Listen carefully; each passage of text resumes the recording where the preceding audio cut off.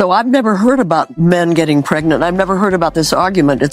It must be some part of what you call the far left that is so minuscule that I, who am... No, Jane, What? It's not minuscule, and I'm sorry, you can't throw this back on us. I assume it's because you are locked into media that just never wants anyone in their audience to know anything sketchy about the blue team. You know, there's something strangely captivating about watching Hollywood elites collide headfirst with reality. It's like watching a superstar try to debate physics and losing. That's exactly what happened when Jane Fonda sat down with Bill Maher on Club Random. What began as a casual conversation quickly escalated into a fiery ideological clash. And make no mistake, Maher didn't show up to play nice. He came prepared, sharp, and ready to drop hard truths.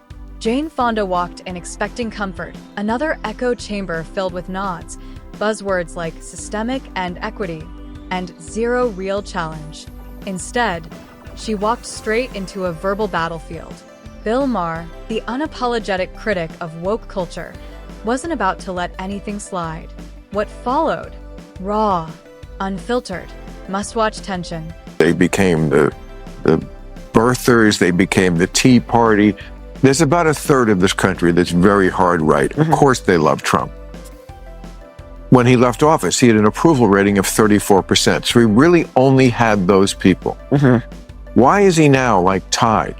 Because the other part of the coalition are people who, they don't really like him that much. They just think the far left has gone so nutty on so many issues. That's what they're being told. That's what By people like you. because it's true. You think the far left does nothing crazy? Oh, I'm sure they do. Right from the start, Fonda tried to brush off the men can get pregnant debate as some fringe idea. The moment she said it, everything shifted. I've never heard that, she claimed. Really? That narrative has been circulating everywhere. Talk shows, universities, social media. Maher didn't hesitate. Calm, direct, and precise, he shut it down. He made it clear this wasn't some obscure idea buried online. It had gone mainstream. And in that moment, you could almost see Fonda processing a reality she hadn't considered. That's the problem with living inside curated bubbles. When you're surrounded by agreement, you lose touch with what's actually happening outside. Maher didn't attack. He simply refused to let ignorance pass unchecked. And that's exactly what makes his style so effective. Who is the far left? What do you mean when you say far left? I mean, I could give you a million Yeah, examples. well, give me one. Okay, the NAACP. You think the NAACP is far Could I left? finish my sentence? Yes.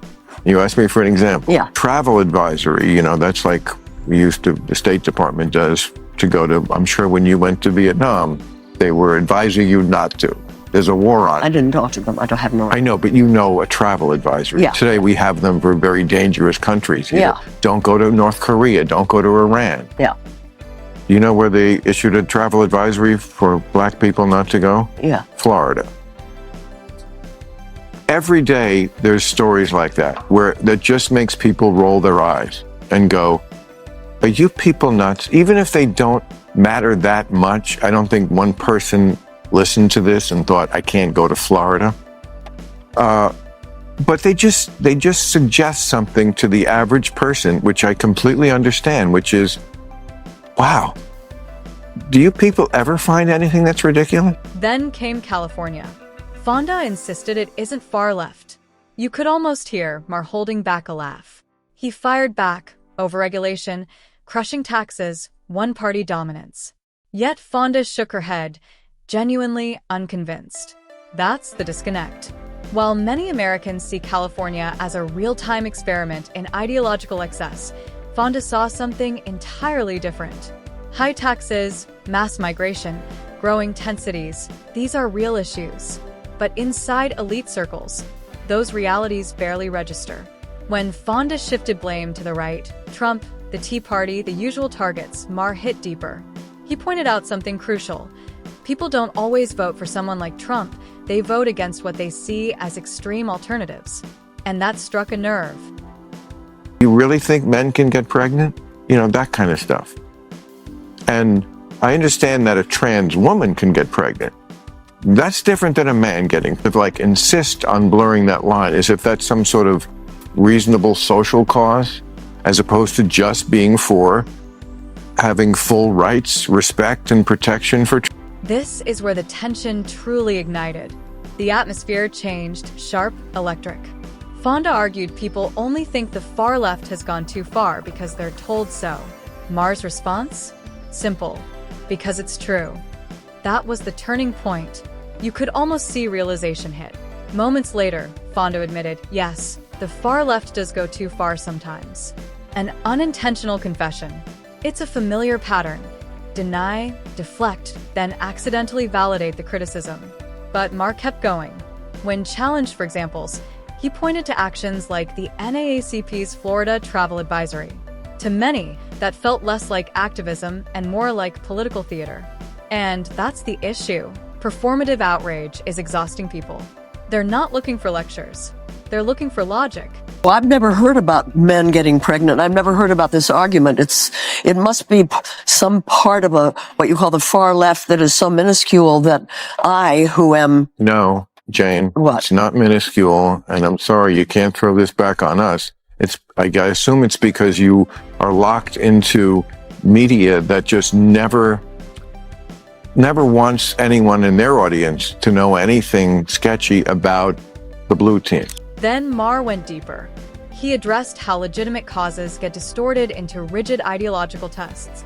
He drew a clear line. Supporting dignity and rights is one thing. Rewriting biological reality is another. He emphasized that respect doesn't require abandoning facts. But somewhere along the way, emotion began overriding truth.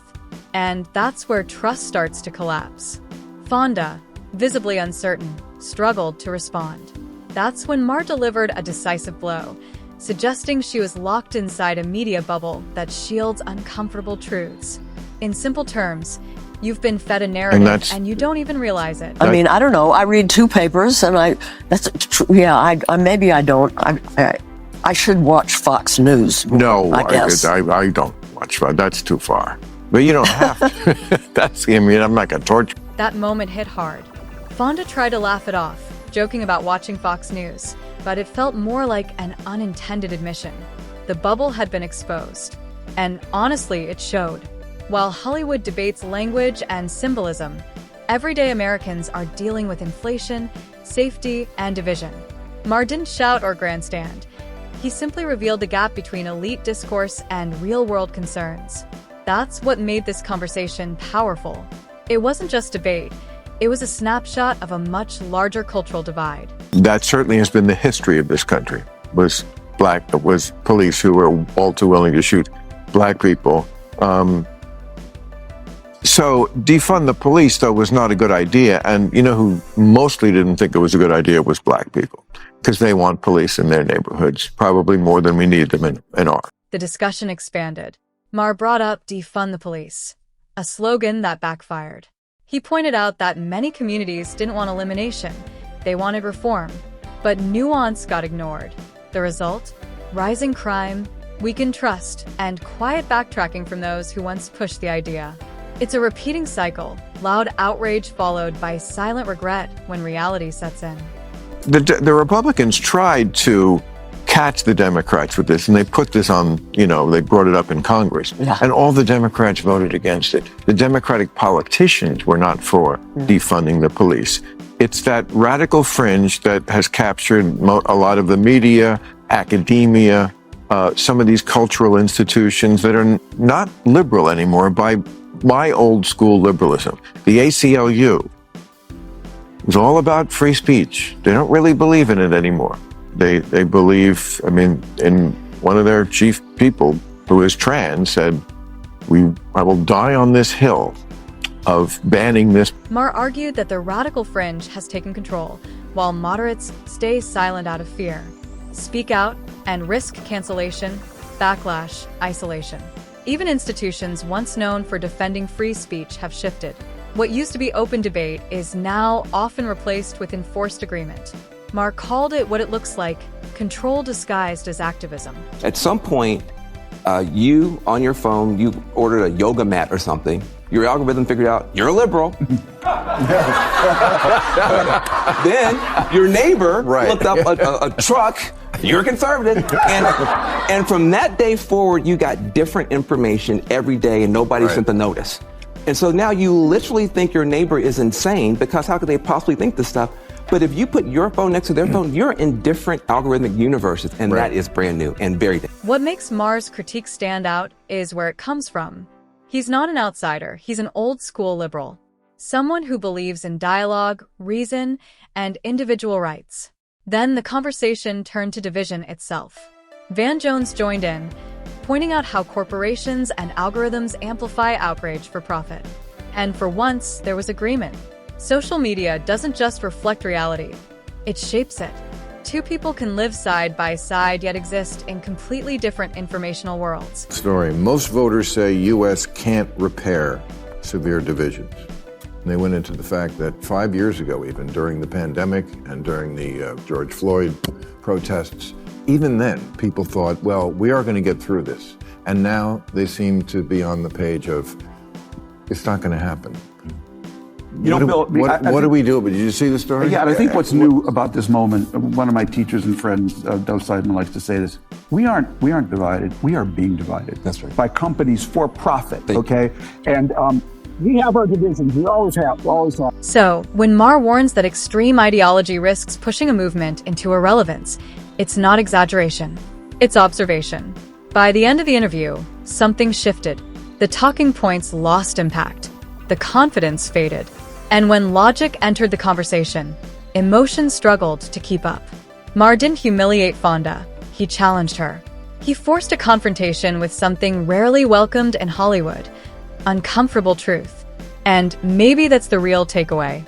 Progress doesn't come from silence or agreement. It comes from honest, sometimes difficult conversations. Because disagreement isn't division. Silencing opposing voices is. So, what do you think? Was Bill Maher too harsh, or simply holding up a mirror? Drop your thoughts below. And if you enjoyed this breakdown, don't forget to like, subscribe, and stay tuned, because this conversation is far from over.